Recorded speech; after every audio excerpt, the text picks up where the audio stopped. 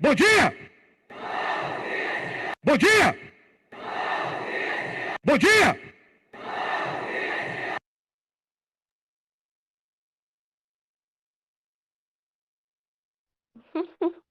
Muito bom dia. Muito bom dia, senhoras e senhores. Elin, seja muito bem-vinda à nossa aula. Olha só, Ah, olha ela. Não te vejo obrigada. há tempo, mulher. Tá vendo, Evelyn? Quanto tempo você tá sumida? Diga, eu tava sem internet, só pude colocar domingo de noite. Hum, que é uma honra termos você presente em nossa aula nesse momento. Eu estou muito emocionado com isso. Por isso que tá chovendo. Emocionado. Rapaz. Deixa eu ver só uma coisa aqui. Oitavo ano. Oitavo ano de história. Hum, nossa aula de hoje é história, né? É história. Meu nome é Vitor, né? Vitor.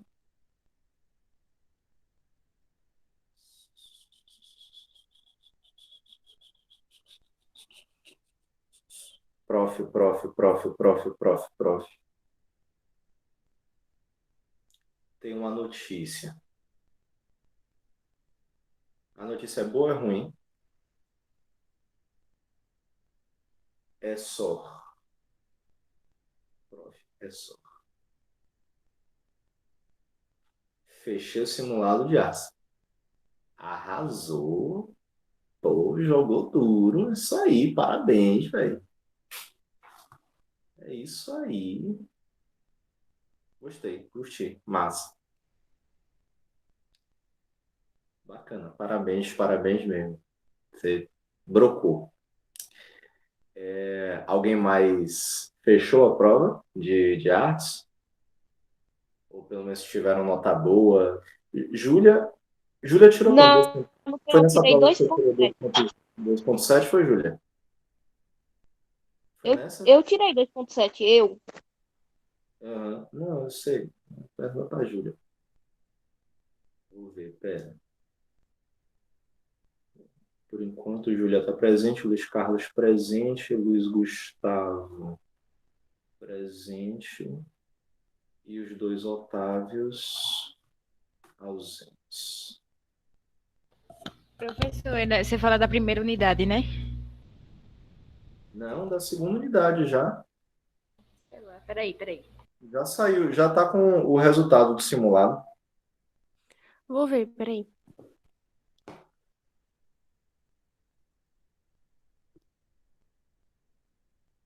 Eita, chuvinha boa! Aproveitar só No enquanto vocês estão vendo. simulado, eu tirei 2,1. 2,1. Tá. Só um instantinho aqui, viu, gente? Rapidinho.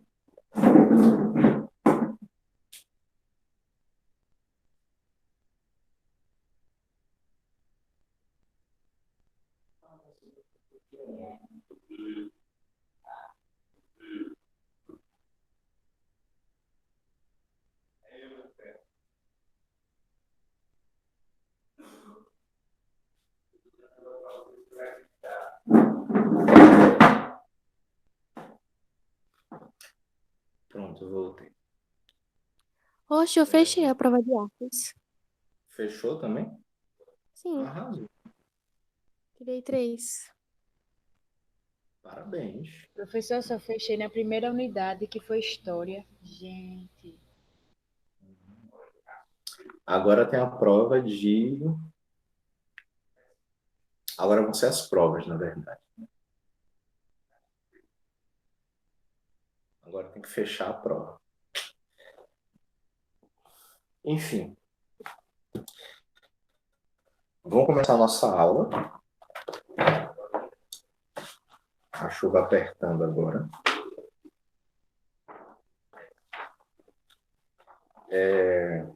Então, a gente tinha começado na aula passada começado? Não, eu já tinha falado antes. Forjando uma identidade nacional. E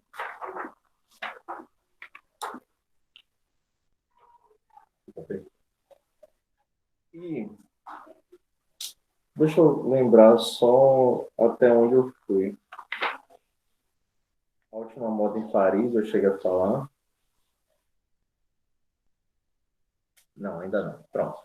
Então a gente começa falando aí na página 210. Tá? Página 210.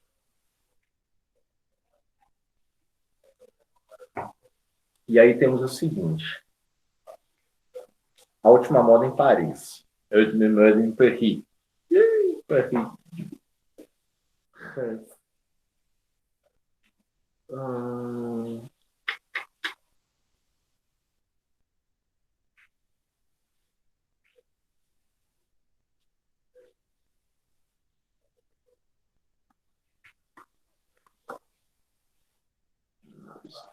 tá. Durante o segundo reinado, a cidade de Paris era a capital cultural europeia e a França a principal referência de civilização e elegância. Entre as famílias brasileiras mais ricas, o idioma francês era obrigatório. Era obrigatório na educação de qualquer pessoa refinada e os textos da época estavam repletos de expressões francesas. O Rio de Janeiro tinha mais de uma publicação impressa inteiramente em francês para o público brasileiro. Aí a gente vai ver o seguinte. A França era vista como o ideal do povo brasileiro. O povo metido a besta, né? Galera rica e coisa e tal, não sei o quê, que chegava e tinha como referência os franceses. Então, não eram os portugueses, não eram os espanhóis. Eles achavam chique mesmo, eram os franceses. Então, tudo aquilo que vinha de Paris, eles achavam o máximo. É francês, não sei o que, perfume francês. Não sei o que, não sei o que lá, não sei o que, não sei o que lá, não sei o que. E aí, então, as famílias mais ricas do Brasil, eles enxergavam esse ideal francês como algo que eles precisavam adotar por aqui também. E isso acabou sendo, inclusive, meio que colocado em prática pelo próprio governo.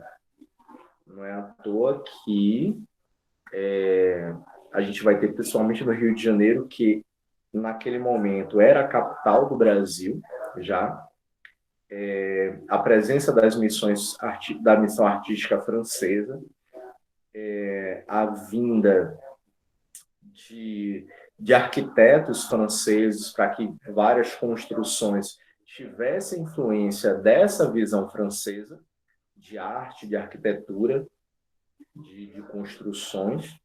Né? Então,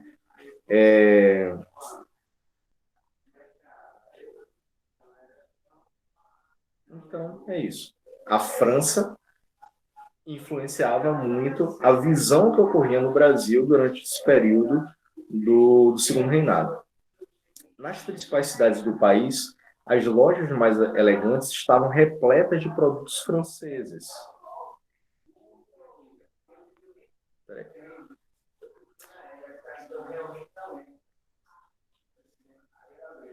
Era uma cidade chique?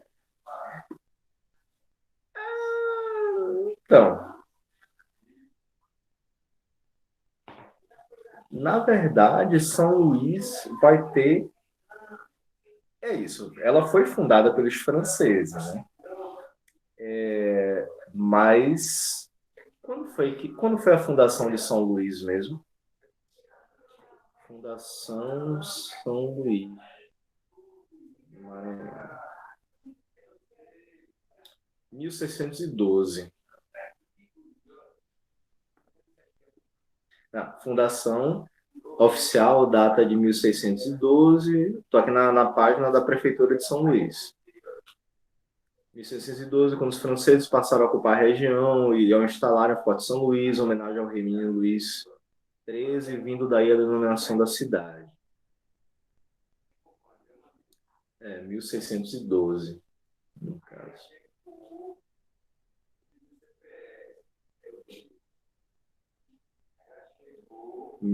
Você colocou o quê? 1819? Deixa eu ver o que é que foi mais ou menos nessa época, de 1819.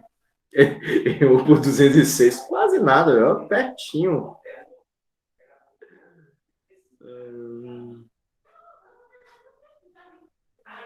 Deixa eu ver. Pré-história, colonização portuguesa. 1612, 1641, 42, presença dos holandeses.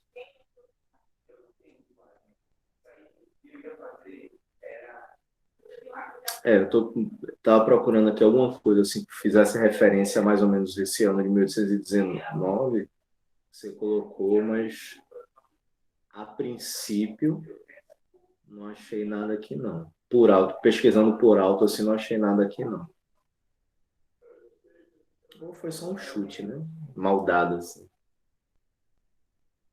Chutou a bola, foi para a bandeirinha de escanteio. Aí agora.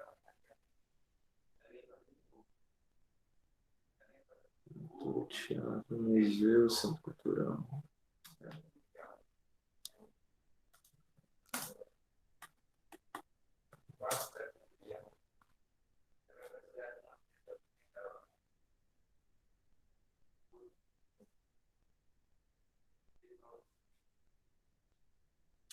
Enfim. Tchau. Na verdade, São Luís não vai passar por isso. Ai, deixa, peraí, fiz um negócio errado. Na verdade, São Luís não vai passar por isso, porque, assim, São Luís vai ser fundada pelos franceses, mas isso que vai ocorrer em relação a essa tentativa do Brasil de adotar um pouco dessa cultura francesa, dessa cultura mais europeia, ela vai acabar sendo já aqui no segundo reinado, já no século XIX. Né? E isso vai ocorrer principalmente na região do Rio de Janeiro. Rio de Janeiro, que vai ser ocupado pela coroa portuguesa, né? A coroa portuguesa chegou em 1808 aqui, e eles vão se manter. E mesmo depois da independência do Brasil,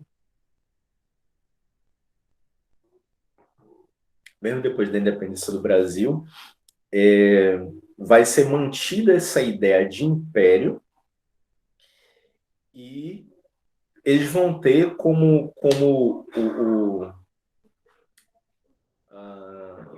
como é que se diz? Esqueci a palavra agora. Eles vão ter como principal referência justamente os franceses, né? Tudo que vem da França é chique. Então, nas principais cidades do país, as lojas mais elegantes estavam repletas de produtos franceses. Quem comprava era o povo que tinha o bambá, né? Tinha dinheiro. Apesar das diferenças, aqui é interessante, apesar das diferenças climáticas entre o Brasil e a Europa, homens e mulheres de nossas elites vestiam-se à maneira europeia. O francês não gostava de tomar banho, os europeus em geral não gostavam de tomar banho. E aí, de repente, aqui no Brasil, a gente vai ter o quê? Um monte de brasileiro metido a besta, se achando o bambambam, porque tinha dinheiro, comprava roupas francesas, se vestiam tal qual os franceses, num calor desgramado, e também ficavam sem tomar banho, que é banho de porco. Homens e mulheres das nossas elites se vestiam à maneira europeia. Já se notavam por aqui os primeiros passos na cultura de consumo. A industrialização dos países europeus tinha reflexos no comércio dos grandes centros urbanos brasileiros, com a crescente oferta de produtos importados, com destaque para as novidades francesas. A ideia do consumo, claro, o capitalismo ainda não era algo que, como a gente vê hoje, a ideia do consumismo não é igual ao que a gente vê hoje em dia, Mas naquela época já enxergava, principalmente ligado às elites, essa coisa de você começar a comprar de forma desenfreada artigos que não são aquilo que você tem necessidade, né? Então, tipo, ah, as nossas elites tinham dinheiro para gastar e eles simplesmente viam um produto francês, achavam chique e compravam, mesmo que aquilo não tivesse utilidade nenhuma para ele, mas compravam porque era da França, simplesmente. Hum, Pode-se dizer que naquele período, quase toda a cultura brasileira produzida e consumida pela nossa elite, a elite brasileira, dos vestidos usados pelas mulheres da alta sociedade, até os poemas dos escritores, era movida pela ilusão de tornar o Brasil um perfeito foco de cultura europeia fora da Europa. Muito mais do que o desejo de criar algo novo que expressasse tradições culturais nacionais e populares. A ideia, principalmente vindo das elites e vindo também do governo português não, do governo brasileiro influenciado pelas ideias portuguesas, era que o Brasil pudesse ser basicamente um, um país europeu fora da Europa. A ideia era essa, a ideia das nossas elites é aquilo que eu falei na aula passada, falei em outras aulas também, o nosso complexo de vira-lata, né? Em que aquilo que é produzido localmente, aquilo que é produzido nacionalmente, geralmente é descartado, dando-se preferência àquilo que vem de fora. Isso acontece tanto em relação à produção, a produto mesmo, quanto a produto físico, quanto à produção cultural, quanto à cultura, a ideia de cultura, em que se preferia adotar uma cultura estrangeira, uma cultura europeia, do que se promover aquilo que faz parte do nosso país. Então, por isso que aqui fala isso, que se queria tornar o Brasil um perfeito foco de cultura europeia fora da Europa, muito mais do que o desejo de criar algo novo que expressasse tradições culturais nacionais e populares. Assim, o Império e a geração de artistas que ele apoiou assumiram a missão de elaborar uma identidade cultural e artística brasileira. Contudo, a qualidade dessa cultura seria medida do ponto de vista europeu. Afinal, Paris ditava modos, costumes, a estética apreciada e valorizada por aqueles que incentivavam e financiavam a produção dos bens culturais nacionais.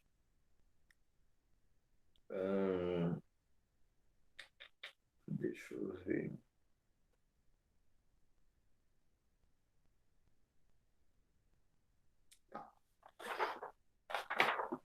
Eu acho que a gente só vai finalizar esse capítulo. Eu tinha colocado para a prova de vocês também o capítulo que fala sobre questão religiosa e a questão militar. Apesar de ser pequeno, mas eu acho que não vai dar tempo, porque a gente tem mais,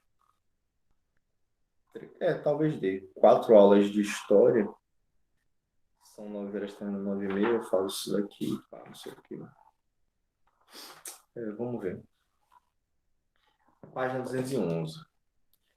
Logo após a independência do Brasil, deixa eu ver aqui.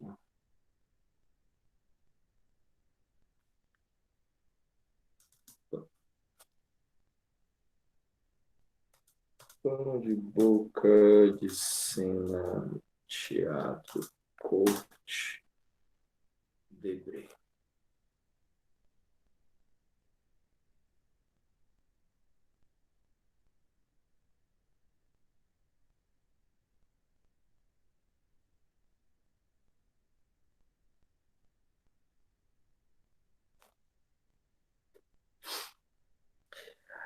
Logo após a independência, o estabelecimento do Império Brasileiro, o novo governo apressou-se em criar ou aprimorar instituições culturais brasileiras. Nesse contexto, fundou as faculdades de Direito de Olinda e de São Paulo, em 1827, reformulou as escolas de medicina, em 1830. Outras duas instituições criadas no reinado de Pedro I tornaram-se de fato relevantes durante o reinado de seu filho. A Academia Imperial de Belas Artes, criada em 1826, inspirada na missão artística francesa, que se instalara no Brasil após a transferência da família real para cá, e o Instituto Histórico e Geográfico Brasileiro, IHGB, em 1838, que seguiu um modelo do Institut Historique, fundado em Paris 4 anos antes. Então, assim, é interessante a gente ver isso, porque a gente está vendo aqui um investimento na intelectualidade brasileira. Por quê? Com a fundação de faculdades nacionais, com a fundação da Faculdade de Direito e o aprimoramento das faculdades de medicina, que eram tidos como as faculdades ligadas às elites, não precisaria mais os filhos dessas elites irem estudar na Europa, os pais mandarem seus filhos irem estudar na Europa. Eles poderiam estudar aqui no Brasil mesmo, nessas faculdades, que tinham todo um aporte intelectual da Europa, todo baseado na Europa, né? A Academia de Belas Artes, também para a introdução de estudos ligados à arte, também importada a ideia da Europa, né? Foi criada aqui no Brasil, ainda com o Dom Pedro I, foi criada aqui no Brasil, mas também para poder trazer essa ideia de que a intelectualidade brasileira pode ser formada aqui mesmo dentro do Brasil, sem ter a necessidade de se enviar os seus filhos para a Europa, para depois de formados, eles voltarem para cá, trazendo essas ideias, por exemplo, do iluminismo, que vem oriundo de lá da Revolução Francesa, trazendo essas ideias daquilo que é moda na Europa, a filosofia da Europa, a intelectualidade, o conhecimento da Europa. Tudo isso, a partir do momento que começa a ter esse investimento no Brasil, se cria uma condição para que essas pessoas elas possam desenvolver seu conhecimento, desenvolver sua intelectualidade justamente aqui, mas sempre baseado lá nos europeus. Então, se começou a criar diversas faculdades que poderiam, e aí, claro, sempre voltada às elites, tá? Fica bem claro isso. Sempre voltada às elites. Pobre não tinha vez, preto não tinha vez, escravo, ex-escravo, movimentos abolicionistas, quando envolvia a população negra, não tinha vez. Apesar de que muitos dos formados nessas faculdades de direito e de medicina acabaram se tornando abolicionistas, defendiam as ideias da abolição da escravidão. Mas a negritude em si, que vivia aqui no Brasil, não tinha acesso nenhum a qualquer tipo de educação formal, em escolas, muito menos em faculdade. Ambas foram cruciais para a estratégia cultural do Império, uma vez que, por meio delas, respectivamente, o imperador estimulava a criação de uma arte oficial, no caso da Escola de Belas Artes, né, Academia Imperial de Belas Artes, uma arte oficial com a qual ficava associada a determinados valores à pátria e difundi-los, e o desenvolvimento de uma narrativa histórica de exaltação da monarquia, da elite e suas ações. Isso a partir do IHGB, Instituto Histórico e Geográfico Brasileiro. Pedro II era um grande incentivador das produções artísticas, dos estudos científicos. O funcionamento do IHGB, por exemplo, foi de seu enorme interesse, o qual manifestava presidindo as sessões pessoalmente.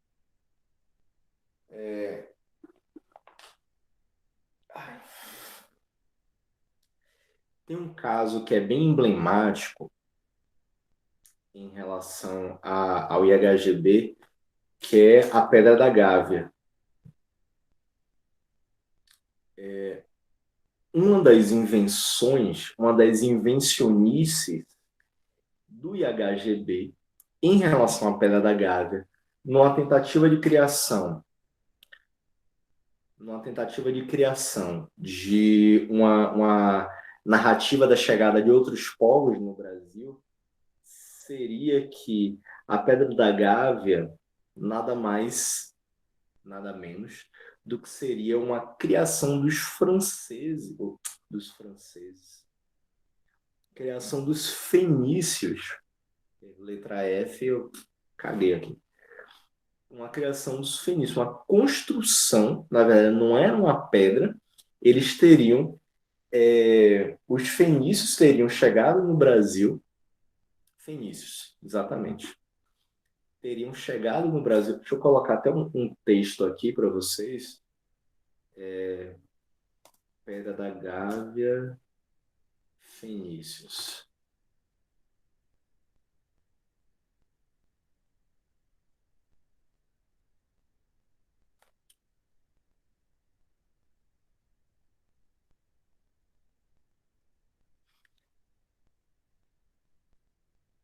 Então, sim, sim, Daniel. Mas é o seguinte, a narrativa que foi criada teria sido que os fenícios teriam vindo para o Brasil ainda no, ainda, tipo, quando eles eram, quando eles ainda eram um povo relevante, digamos assim, né? Eles ainda eram um povo de grande relevância, e aí se criou essa narrativa que os fenícios, como os fenícios foram grandes navegadores, eles teriam chegado no Brasil. E aí, esse link que eu coloquei aí no chat para vocês, Mistério da Pedra da Gávea, ele vai contar toda essa história que fala sobre inscrições que teriam sido feitas pelos fenícios. A criação, essa imagem daqui, deixa eu até abrir essa página aqui. Essa imagem daqui, como se fosse um rosto de uma esfinge fenícia na Pedra da Gávea. Só que aí depois fizeram estudos geológicos e comprovaram que não tinha como ser uma criação fenícia, né? Mas, aí, ó. Se acreditava contorno de uma esfinge na Pedra da Gávea seria uma obra fenícia. É bem interessante. É bem interessante essa... Quando viu, já tá bebendo, Mas é bem interessante essa narrativa, assim. Ludwig Schoenhagen e tal. Eu até estudei sobre isso. Que meu trabalho de conclusão de curso, na época da faculdade, lá em 1596, quando eu me formei em História, eu escrevi sobre os mitos, né? Mitos e verdades sobre a chegada de outros povos no Brasil. E aí um desses mitos que eu fui desconstruir foi justamente esse da chegada dos fenícios aqui. Aí eu peguei o livro desse Ludwig Schoenhagen, do Bernardo Ramos e tal, para poder falar sobre isso. Tem no Piauí também a Ilha das Sete Cidades, que fala sobre a chegada de outros povos aqui. É muito interessante. Claro, é uma narrativa fantasiosa, mas coloca uma pulga atrás da orelha, assim, porque é uma curiosidade muito, muito interessante mesmo. Mas dê uma lida nesse link aí, porque é bem interessante mesmo. Deixa eu voltar para outra página. Então, por que eu estava falando, inclusive, dessa Pedra da Gávea? Essa história a respeito da chegada dos fenícios no Brasil teria vindo através do IHGB por causa do Pedro II. Por quê? Pedro II, numa tentativa de trazer uma narrativa histórica para o país, para dizer que o Brasil havia sido descoberto muito antes, para trazer aquela curiosidade mesmo, tal, ele inventou essa história da chegada dos fenícios aqui e encontrou na Pedra da Gávea, por conta de sua formação, ele encontrou uma narrativa para poder fazer isso, né? As inscrições feitas na Pedra da Gávea foram inscrições forjadas pelo IHGB, que aí anos mais tarde vão reconhecer que aquilo foi um erro que eles fizeram porque eles estavam tentando fazer justamente com que o Brasil tivesse uma pré-história brasileira voltada a essas questões, né? Porque a valoração dos indígenas, que eles deveriam ter dado, eles não deram da forma correta. Mas, enfim, Pedro II era um grande incentivador das produções artísticas e dos estudos científicos. O funcionamento do IHGB, por exemplo, foi de seu enorme interesse, o qual manifestava presidindo as sessões pessoalmente. As instituições imperiais distribuíam prêmios, medalhas e bolsas de estudo na Europa, além de financiarem intelectuais e artistas que se converteram em apoiadores do regime. Apesar da criação das faculdades aqui no Brasil, ainda se via um prestígio muito maior, principalmente aquelas elites extremamente endinheiradas, porque você tem elites e elite da elite, né? As elites, estavam um pouquinho mais embaixo, pagavam para os seus filhos estudar nessas faculdades locais. As elites das elites mandavam seus filhos para a Europa, né? Essa geração de estudiosos, poetas e artistas plásticos produziu obras típicas do romantismo, movimento cultural surgido na Europa no final do século XVIII, que se expandiu e ganhou força no século seguinte, expressando uma nova mentalidade. O romantismo foi criado em oposição às máquinas e à produção em massa que se impunham pela Revolução Industrial. Revolução Industrial, todo mundo sabe, começa na Inglaterra, né? Lá por volta de 1819, mais ou menos. 1819, que você tinha falado. É isso. Deixa eu ver. Revolução Industrial.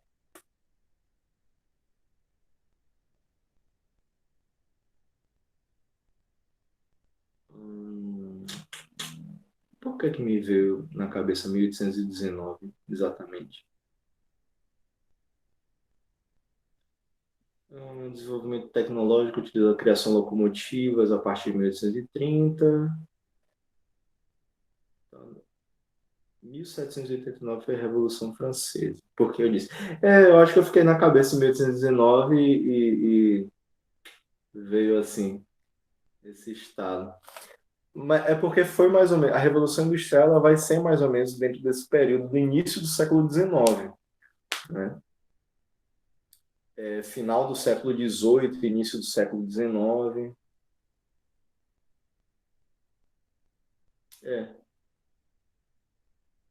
Segunda metade do século XVIII, mais para o final do século XVIII, exatamente. Não sei. Aí me vê se 1819, acho que porque você tinha falado. Enfim. O romantismo, então, ele vai ser criado em oposição às máquinas e à produção em massa que se impunham pela Revolução Industrial.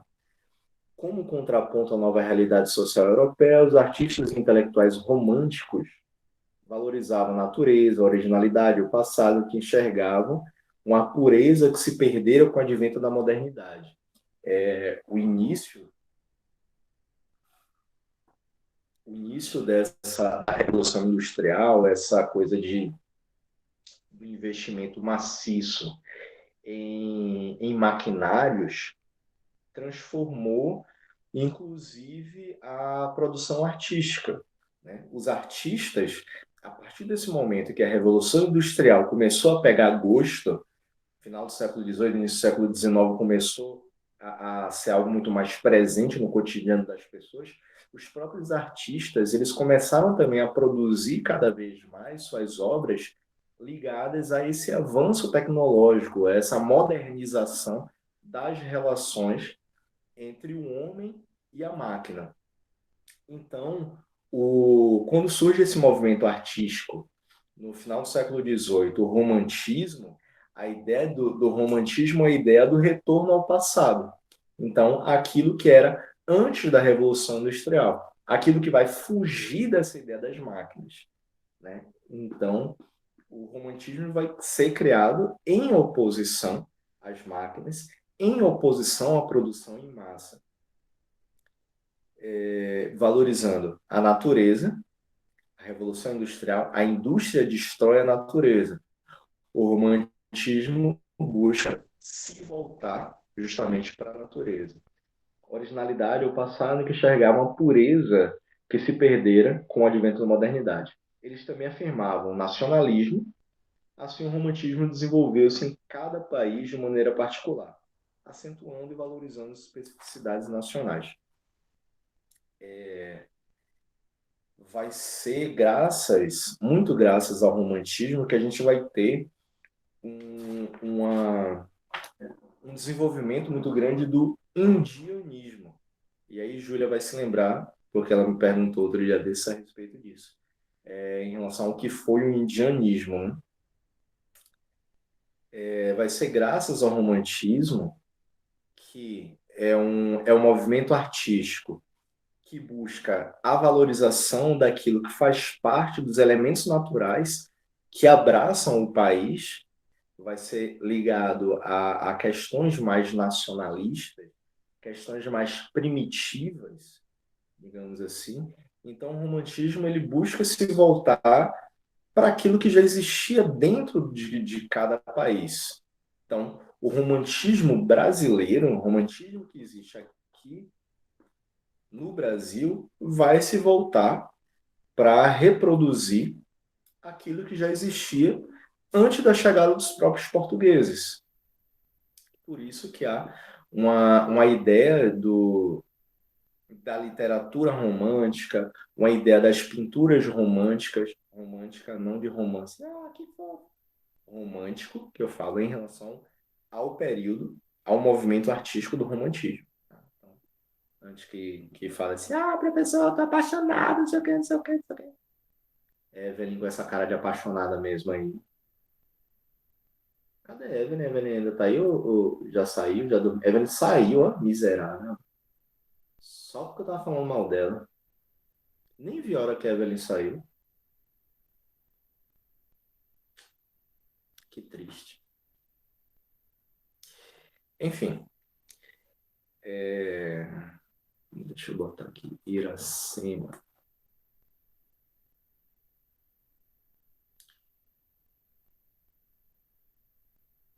Mais aqui. Iracema. Do Zé de Alencar. Picture.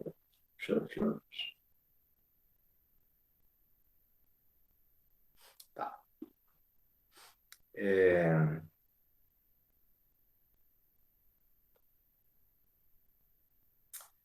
No Brasil, a primeira geração de artistas do romantismo formou-se na segunda metade do século XIX e foi fortemente influenciada pelo sentimento nacionalista e pelo patrocínio estatal. Patrocínio estatal, financiamento do Estado. Então, o próprio Estado, quem patrocinava, quem levava essa ideia do nacionalismo à frente, exaltava essa ideia do nacionalismo, né? Nossos românticos, que fofo, buscaram no passado colonial a inspiração para suas produções artísticas. No passado colonial. Então, o Brasil, lá na segunda metade do século XIX, já era um país que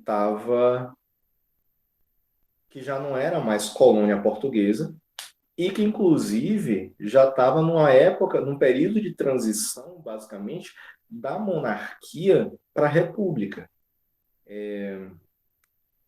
O que eles buscaram fazer durante esse período, em relação à arte, foi se voltar para o passado colonial, para aquilo que era o Brasil, colônia de Portugal, do contato entre portugueses e indígenas, só que de uma forma extremamente romantizada, como se a relação entre portugueses e indígenas tivesse sido tudo good vibes, tudo numa boa, tudo tranquilo, foi uma relação de paz, de harmonia, de amor, de abraço, todo mundo. Opa, ô, seus portugueses, pode vir, se cheguem mais, tal, não sei o quê. Ninguém vai matar ninguém aqui, pá, não sei o quê. Pronto. A ideia do movimento romântico no Brasil acabou sendo muito disso. O indianismo no Brasil acabou tendo muito disso, né? Essa romantização das relações coloniais. Em busca de heróis que encarnassem os ideais românticos de honra, pureza, coragem, transformaram o indígena em bom selvagem. Por dessa eu vou até beber café. Vai ser uma tentativa de criação, e aí a gente vai ver como o romances do José de Alencar, a gente vai ver romances como o José de Alencar, que ele é o autor, inclusive, de Iracema, né? Eu tô com dor de cabeça. O José de Alencar, que ele vai ser autor de Iracema. O Guarani foi escrito por quem? O Guarani também é de José de Alencar. Também é uma obra que se remete a essa ideia do indianismo, da transformação, da criação de heróis como sendo personagens indígenas. Então, eles vão transformar os indígenas em bons selvagens. Bons selvagens. Era uma época que pouco se conhecia sobre a realidade dos povos indígenas brasileiros, até mesmo porque, e aí é algo que se vale não somente para essas relações entre indígenas e portugueses, mas qualquer tipo de relação em que existe um oprimido e um opressor, a gente geralmente vai ouvir a história contada pelos opressores, vai ouvir a história contada pelos vencedores dessas batalhas. Não significa dizer que esses vencedores mereciam a vitória, mas a narrativa que geralmente é adotada, narrativa que é mais aceita, que é a mais conhecida, é a narrativa desses povos que saíram vencedores dessas batalhas. Por que a gente conhece pouco, quase nada, da história indígena? Porque quem saiu vencedor dessa relação entre portugueses e indígenas foram os portugueses.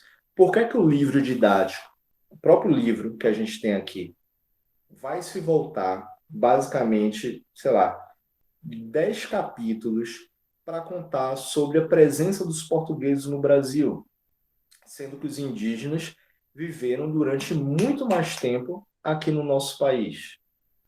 Porque se busca mostrar a narrativa a narrativa dos portugueses, da vitória dos portugueses sobre esse período da colonização. Muito dificilmente a gente vai escutar a história dos vencidos. Durante o período da escravidão, a gente vai ter toda uma narrativa, ainda que hoje se estude muito mais a respeito dessa exploração de uma maneira negativa, a gente tem muito conhecimento por conta do que era escrito pelos próprios portugueses, e não pelo que era escrito pelos negros africanos que foram escravizados. Porque, inclusive, a eles era negado até o próprio acesso à educação. Então, A gente vai ter aí uma passagem de informações, uma historiografia africana com com uma passagem através da história oral, daquilo que é passado de boca em boca, que pode se perder pelo caminho. Então, por exemplo, aqui no Brasil, qual foi a importância dos abolicionistas? Foi muito graças a esses abolicionistas que hoje a gente tem uma noção melhor a respeito do que acontecia durante o período da escravidão. Porque esses abolicionistas, eles, ainda que muitos deles fossem não negros, não escravizados, não ex-escravizados, eles começaram a defender a abolição, né? Eles eram abolicionistas, começaram a defender a abolição. Então, eles começaram a colocar no papel a história desses povos, a história dessas pessoas. Então, hoje a gente acaba tendo muito dessa historiografia graças aos abolicionistas, graças às pessoas que escutaram os negros africanos que foram escravizados, pesquisaram, entraram em contato, lutaram junto com eles para poder ter a libertação desses escravos. Mas a história geralmente é contada pelos opressores e não pelos oprimidos. Então, tem aqui. Era uma época que pouco se conhecia sobre a realidade dos povos indígenas brasileiros. Os artistas não tinham contato com as culturas indígenas e, para estudá-las, valiam-se dos documentos coloniais, que, em sua quase totalidade, expressavam ponto de vista do colonizador sobre os nativos. Tudo isso aí que eu expliquei agora. O ponto de vista não era dos indígenas, era do colonizador sobre os indígenas. Por isso que ali em cima se fala sobre bom selvagem. E entre aspas, isso, né? Enquanto no interior do país as populações indígenas sofriam a violência da expansão da sociedade brasileira, principalmente em conflitos por terra, na capital do Império, as produções artísticas da Academia Imperial de Belas Artes retratavam a imagem de um índio simbólico, sem qualquer ligação com um índio, com um indígena real. Então, assim, enquanto que na capital, enquanto que nos locais, eu já vou terminar a aula, viu? Enquanto nesses locais, nas capitais, em que tinham maior acesso à informação, esses artistas buscavam exaltar, buscavam mostrar os indígenas como heróis, como grandes representantes da terra. Se você fosse para o interior do país, os indígenas estavam lá, ó, sofrendo o pão que o diabo amassou. Continuava sendo escravizado, continuava sendo morto, continuava sendo explorado de todas as formas, expulsos de suas terras.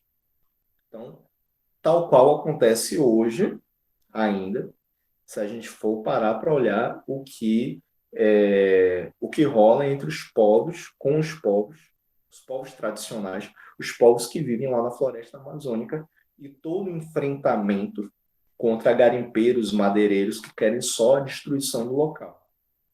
Enfim, finalizamos nossa aula de hoje por aqui.